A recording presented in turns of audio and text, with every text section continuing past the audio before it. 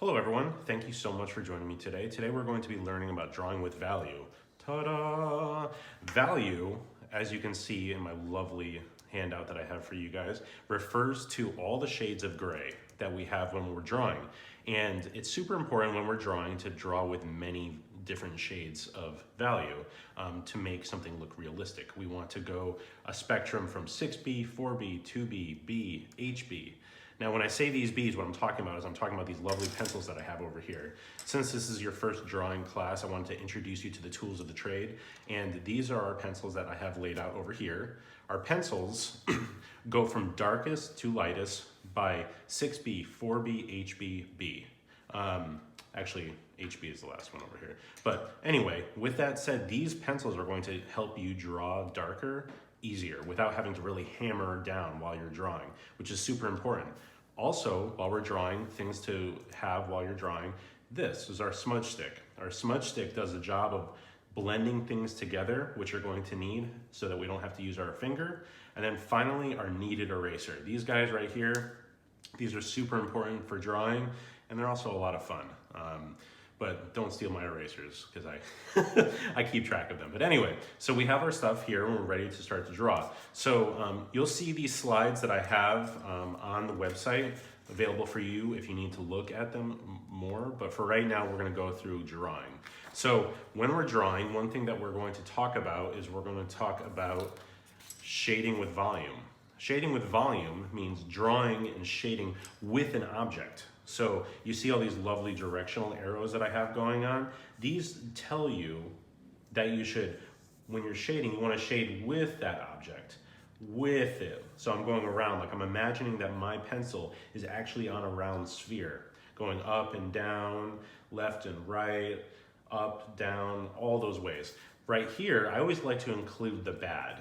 This is what I see a lot, and I would like you to try your best to avoid this. That is when you're going to just go up and down, or left to right, or on a diagonal. We're trying to promote the mystery and the illusion of a two-dimensional surface becoming three-dimensional. That's kind of like we want this ball to look like it's actually sitting on the page, and to do that, you need to go with the object. So as we're beginning, we are going to start by practicing drawing with volume, and I told you about the tools that we need. The best thing to do is to start kind of in the middle with your pencils that you're going to do. I'm going to start with a 4B just because it shows up better on the camera, but you should probably start with a B to get going. So what I'm going to do is to start to draw the sphere. Okay, so again, while I'm drawing, one thing that I like to always emphasize is I like to emphasize that at any point, if you need to press pause and take a look or re-look at something, please do. There's no rush. This is a private tutoring session with me and you. So just take your time and let's draw. So first, that I'm going to draw our big sphere. So I have my big circle right here, right?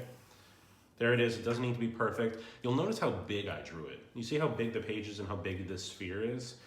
Draw large. I can't emphasize that enough because if you draw an itty bitty little circle, it's really hard to draw and to shade all of those different values that we were talking about before. So use the paper. Let's go after that first. So we have that. The first thing I'm going to do is I'm going to indicate my light source. This is where the light is coming from, and we're going to work with this to tell us where the light and the dark is. So one thing I like to do is I like to draw these rays like this.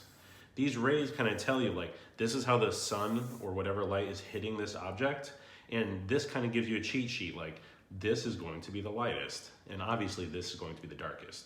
So I'm going to start to shade now, and one thing I like to do when I'm shading is I like to hold my pencil like this. I like to hold it like that because when you shade like that, you get the full side of the graphite. So what I'm going to start to do is I'm going to start to shade with the object.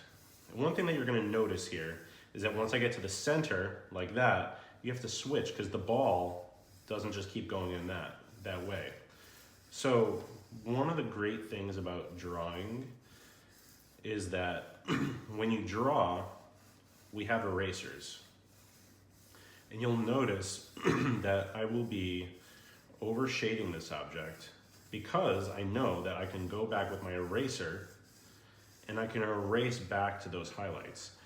This is going to help make a more believable thing than if we try to just shade up to a point and then try to work with it.